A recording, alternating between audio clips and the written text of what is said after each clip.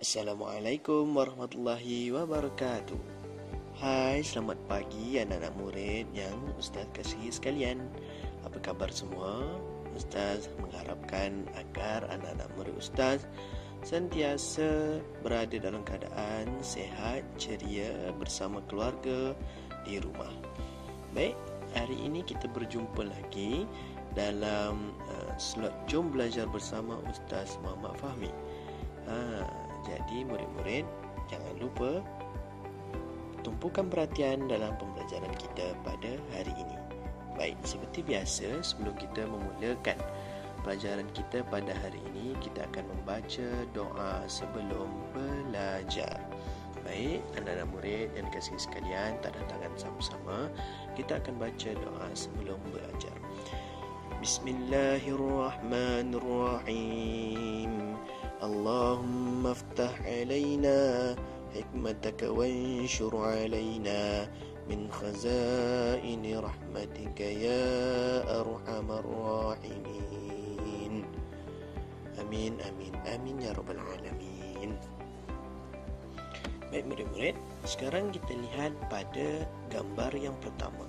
Gambar yang Ustaz sertakan di situ adalah gambar apa? Di situ ada tertulis perkataan M salah. Salah ke gambar ini murid-murid? Cuba teka, ini gambar apa? Betul, ini adalah gambar pemain bola sepak yang bernama Muhammad Salah. Dia bermain bola sepak di Liverpool di Liga Perdana Inggeris, dan dia antara pemain bertaraf dunia yang hebatlah sekarang ini. Jadi, saya nak murid-murid bayangkan, kalau kita bermain bola sepak, tiba-tiba kita tidak berhenti, maknanya 90 minit kita main itu, kita tak ada waktu rehat. Tak ada, begitu terus je berlari. Kita terus berlari dari ujung ke ujung, ke tepi, dari tepi sana ke tepi sini. Macam mana keadaan kita? Kita akan merasa penat yang teramat sangat, sebab kita tak berhenti pada satu-satu masa ataupun pada satu-satu tempat. Jadi apakah dia perkaitan antara gambar bola sepak ini dengan pelajaran yang kita akan belajar hari ini? Jadi hari ini benda yang Ustaz nak ajarkan adalah kita berhenti. Berhenti di mana? Berhenti ketika kita membaca Al-Quran. Dalam Al-Quran ada tempat-tempat yang kita patut berhenti dan ada tempat-tempat yang dilarang untuk berhenti. Jadi apakah yang kita akan belajar hari ini? Kita akan belajar hari ini tentang tanda-tanda wakaf. Baik murid-murid, kita akan belajar apa? Kita akan belajar tentang tanda-tanda wakaf. Okey. Baik murid-murid, sebelum kita terus kepada pelajaran kita pada hari ini, Ustaz nak kita tengok apakah dia kandungan pelajaran kita pada hari ini.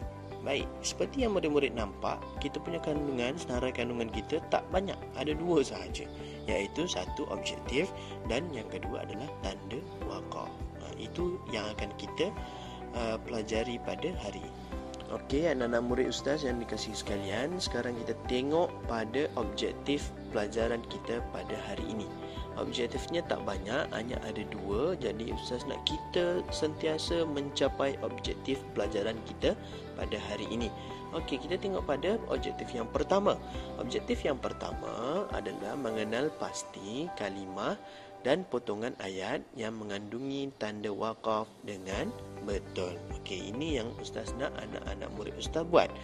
Ustaz harap anak-anak murid Ustaz boleh mengenal pasti kalimah ataupun potongan ayat yang ada tanda-tanda wakaf ini. Okey, yang kedua, objektif yang kedua adalah anak-anak murid Ustaz harap dapat membaca kalimah dan potongan ayat yang mengandungi tanda wakaf dengan betul dan bertajwid. Jadi Ustaz harap dua-dua objektif ini kita akan dapat capai, iaitu anak-anak murid Ustaz dapat mengenal pasti, mengenal pasti dulu, dan seterusnya dapat membaca mana-mana potongan ayat Al-Quran yang ada tanda-tanda wakaf dengan betul dan yang pastinya dengan bertajwid. Okey.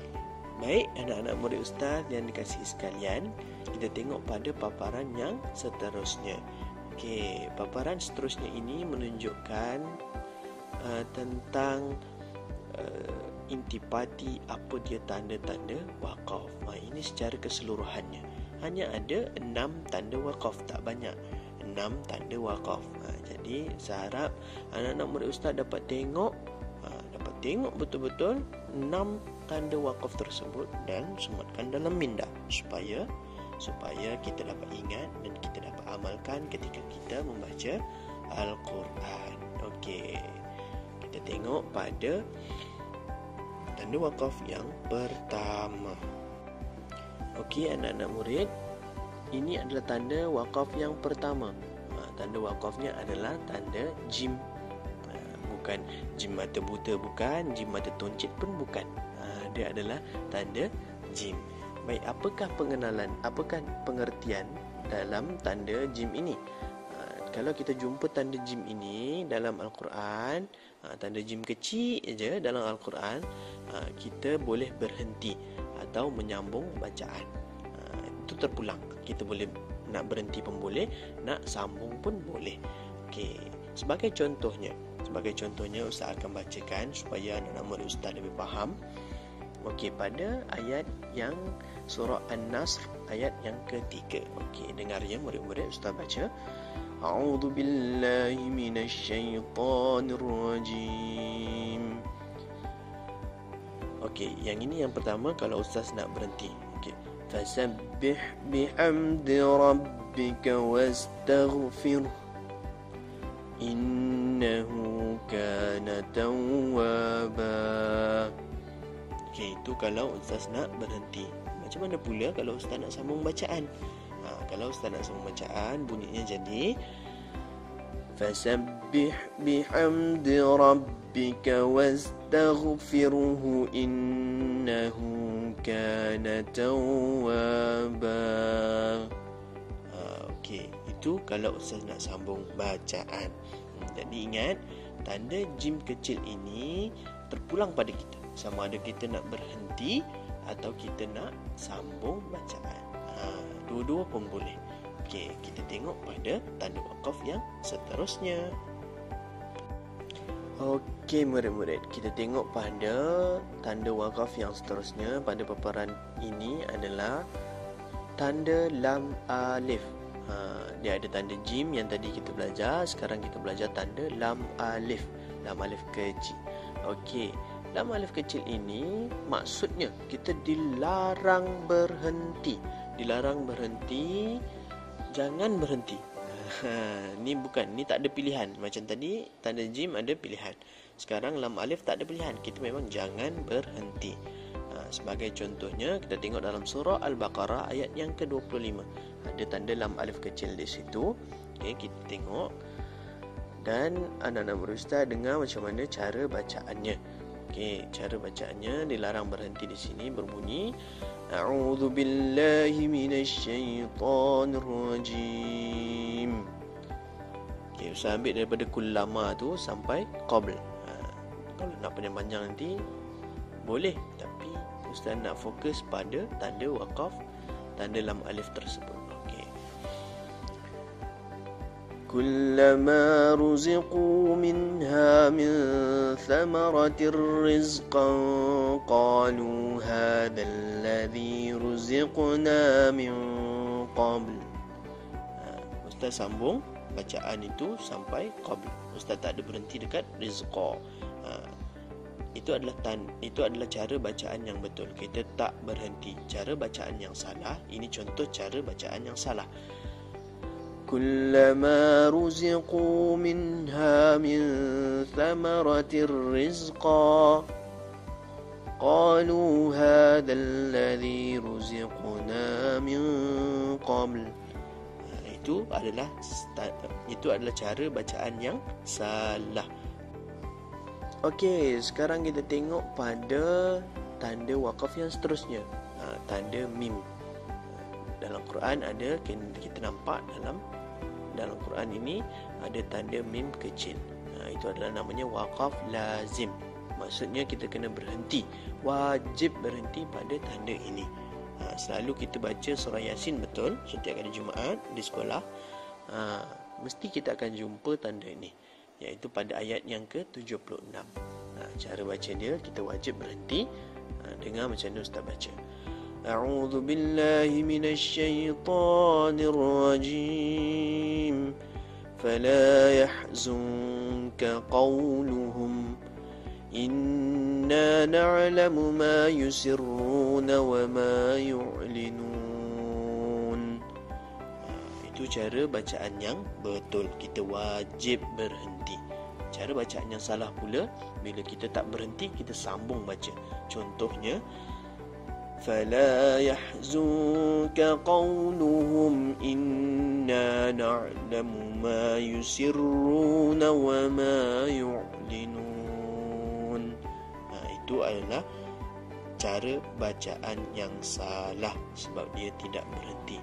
Waqaf lazim ini kita wajib berhenti. Okey, Ustaz nak lepas ni kalau anak-anak murid Ustaz baca Yasin, dah nampak pada tanda lazim ini, waqaf lazim ini mesti berhenti. Sama juga kalau kita dengar ibu bapa kita ataupun orang-orang sekeliling kita, kalau dia tidak berhenti, kita cuba tegur dengan cara yang elok. Kita cakap kena berhenti kat sini, tak boleh sambung. Okey. Baik, tanda waqaf yang seterusnya, tanda waqaf aula. Ustaz selalu sebut tanda ni adalah qaf lam ya. Maksud dia, nampak huruf qaf kat situ, itu menandakan wakil kepada waqaf. Huruf qaf, waqaf. Ingat, itu cara nak ingat. Senang saja. Maksudnya bila kita nampak tanda ni, kita berhenti lebih baik dari sambung. Kita disarankan untuk berhenti bila jumpa tanda qaf lam ya ni. Sebagai contohnya, kita tengok surah Al-Baqarah ayat yang ke-95. Berbunyi, A'udzu billahi minasyaitonir rajim. Walan yatamannawhu abadan bima qaddamat aydihim. Wallahu alimun bizzalimin. Itu cara bacaan yang betul. Kita berhenti lebih baik daripada sambung. Tapi kalau orang tanya, kalau nak sambung aja boleh? Boleh, tak ada masalah. Tak ada siapa yang cakap salah pun. Tapi mana yang lebih baik kita buat, betul? Benda-benda yang baik kita buat.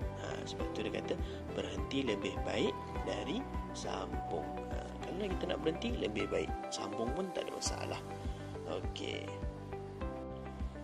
Okey, tanda waqaf yang seterusnya, yang dua terakhir. Baik, kita tengok tanda sad lam ya. Tadi qaf lam ya. Qaf mewakili waqaf, sad mewakili wasal. Apa maksud wasal? Wasal maksudnya adalah sambung. Jadi kat sini dia kata kalau jumpa tanda waqaf sad lam ya ini, menyambung bacaan lebih baik dari berhenti. Tadi tanda qaf lam ya, berhenti lebih baik daripada sambung bacaan. Ini bertentangan dengan qaf lam ya tadi.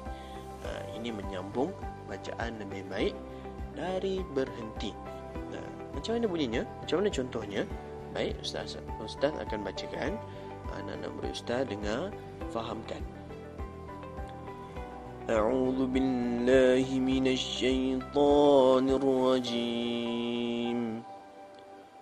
هنالك دعا زكريا ربه قال رب هب لي من لدنك ذرية طيبة إنك سميع الدعاء.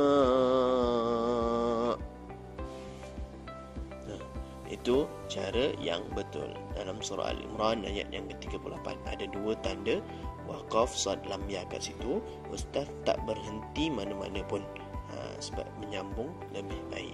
Tapi kalau kita tak cukup nafas, kita dah rasa nak semput, boleh ke nak berhenti Ustaz? Boleh, tak ada masalah. Tak ada masalah kalau kita dah semput, dah tak ada nafas, boleh nak berhenti. Contohnya, Hunalika da'a Zakaria rabbah. Kita dah tak cukup nafas kan, kita nak berhenti kat situ, boleh, tak ada masalah. Lepas tu kita sambung. Qala rabbi habni min ladunka dhurriyatan tayyibah. Nampak dengar sampai macam tu sekali, tak ada nafasnya, boleh nak berhenti, tak ada masalah. Tapi kalau kita ada nafas yang panjang, menyambung bacaan lebih baik dari berhenti. Okey, kita tengok pada tanda wakaf yang seterusnya, yang terakhir pula. Okey, anak-anak murid Ustaz, kita tengok pada tanda wakaf yang terakhir, tanda wakaf yang ke-6. Baik, ada tanda titik 3. Tanda titik 3 2. Dua tanda titik 3. Dah macam apa? Shaolin dah rasa. Ini bukan tanda Shaolin, bukan. Macam kita tengok Dragon Ball, bukan. Ini adalah tanda wakaf. Baik. Jika kita tengok di sini, maksud dua tanda titik 3 ini adalah berhenti pada salah satu sahaja. Kita hanya boleh berhenti pada salah satu antara dua tanda titik 3 ini. Sebagai contohnya, Ustaz akan bacakan. Kita tengok contoh pada surah Al-Baqarah ayat yang kedua. Baik, ini Ustaz nak berhenti pada tanda titik 3 yang pertama. Contohnya berbunyi macam ni. A'udzu billahi minasy syaithanir rajim. Dzalikal kitabu la raib fihi hudan lil muttaqin.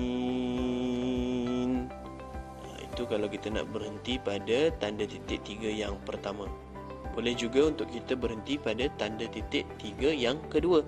Sebagai contohnya, Dzalikal kitabu la raiba fihi hudan lil muttaqin. Dua-dua boleh, tak ada masalah. Nanti kalau anak-anak murid Ustaz nampak tanda ini di dalam Al-Quran pada ayat-ayat surah yang lain, pilih mana satu nak berhenti, yang pertama ke yang kedua, tak ada masalah. Tapi tak boleh kalau kita tak berhenti langsung. Sebagai contohnya, Dzalikal kitabu la raiba fihi hudan lil muttaqin. Tak boleh. Ataupun kita nak Dzalikal kitabu la raiba fihi hudan lil muttaqin. Jangan, tak pernah dibuat orang langsung. Jangan. Tak boleh berhenti pada dua-dua ataupun tak berhenti langsung. Mesti berhenti pada salah satu, yang depan ke yang belakang. Itu sahaja. Okey, jadi kita dah belajar 6 tanda wakaf. Senang sahaja, hanya ada 6. Tak menjadi masalah untuk kita nak menghafal, kita amalkan dan kita praktiskan ketika kita membaca Al-Quran nanti. Okey, jadi sampai di sini sahaja slot Jom Belajar bersama Ustaz Muhammad Fahmi.